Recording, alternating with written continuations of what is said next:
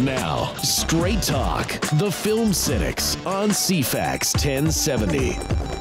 Greetings and welcome back from the news break. You're listening to the Film Cynics on C-FAX 1070. Brian and Steve sitting in on a Sunday afternoon talking movies, television, and pop culture. How's it going for you, man? It's very, very comic heavy today, which is a good thing for me because, as you know, I'm not a huge comic reader. See, even though we're not doing a geeking out today, I am geeking out. You are so geeking out. I'm like, this is exactly. I mean, I made this show happen so that this could happen. I know. I've been waiting for this for a while, actually. And I think Gareth's really been feeling the vibe because we were done talking. We were going to the news break. We told you to leave, and you're still sitting why don't here? you go on back to your little hole? And you decided to stick around. You're going to talk about comic books still. Why? Yes. Why am I going to leave in the middle of that?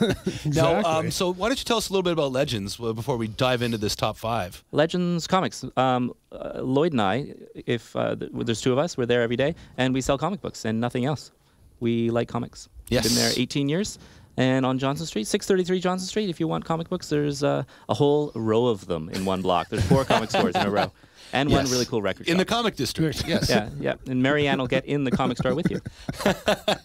Well, zing, you actually got that. That's great. Okay, well, we're going to get into a top 5 list, actually. I compiled this. I'm trying to do, like, lists that are a little bit different than the norm, like, rather than you mean top my 5. list?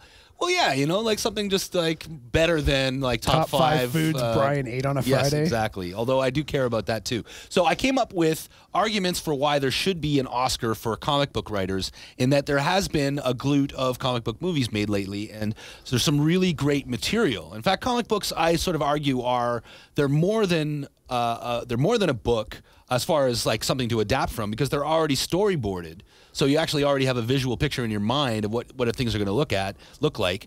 And in fact, some of the times for movies, say like Watchmen, I know for a fact, they actually use the comic book as a storyboard. So there's some actual frames in there that look exactly like they looked. I don't know, very, very interesting. So what I have here is my top 5 list. We'll try and get through it if we can, because I know this generally goes longer. John Wagner. John Wagner is the creator of Judge Dredd and A History of Violence. Now, if all you know about Judge Dredd is the Sly Stallone, Rob Schneider pairing. Sandra Bullock? Academy Award winner? No. Sandra Bullock, she was in Demolition Man. She wasn't in. I got them confused. They're both the same movie. Although Max von Sydow was in Judge Dredd. But, okay, so that's not so great.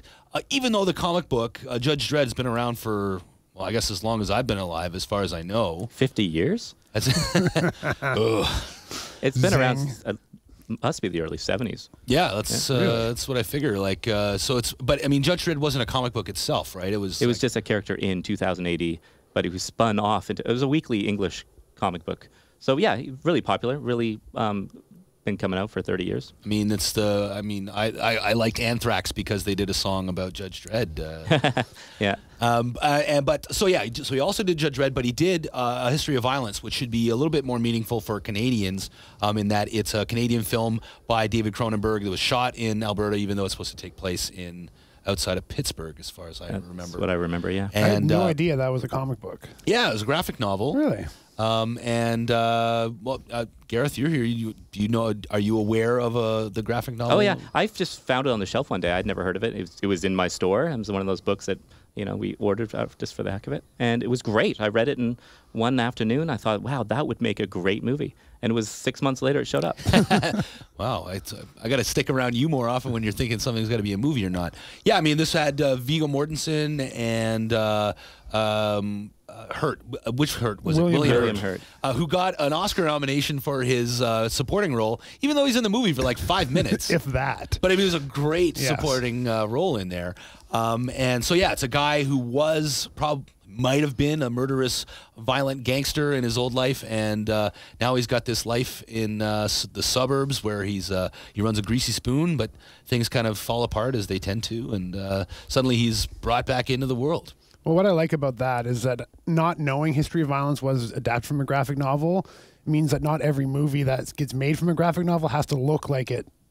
Like a comic book. Yeah. Well, I mean, another example of something like that is, say, Road to Perdition. Which is a great, like the Tom Hanks as the gangster living in the sort of Capone era outside of Chicago. That was a graphic novel. Really? Yeah. That's good to know too. Yeah, very nice. Okay, well, moving right along, number 4, Mike Mignola. This guy is probably well known in comic book circles. I know him from some of the work he did outside of his big oeuvre, Hellboy. Hellboy's huge. Yeah. Yeah, he's an amazing artist and writer who struggled for a good 10 years before he discovered what his line of career would be. And he just came up with Hellboy in about 92 after doing killing himself working through the superhero minds of Marvel and DC. Yeah, I think he did some Alpha Flight, if I'm not mistaken. Yeah, that's how Alpha Flight and Spider-Man and Batman. He did that famous Batman Back in Time where he's fighting Jack the Ripper. Oh, hey, I have the that one. Yeah. Gotham by Gaslight. Yes. Yeah, he did lots of things. He was just known for really dark-looking character standing knee-deep in water with a half-submerged statue beside him. And he made a career out of that aesthetic. Well, yeah, it's a sort of weird German expressionism meets New Goth. I don't know. Yeah, it's Kirby inked by Alex Toth. Ooh. But nobody gets that. Well, yeah, no. Actually, I'd be lying if I said I did. Okay, so Hellboy being they made 2 movies out of it. Ron Perlman is I don't know. He made a new reappearance on the scene through it, I suppose. I loved the Hellboy movies. I'm not familiar with the comics, of course, like I stated earlier. But the first movie I thought was great. I really enjoyed it. The second one I even enjoyed a lot. I thought it was well done. Yeah, I was disappointed in the second one. I know you were. Disappointed. It was the greatest puppet show on earth. Oh.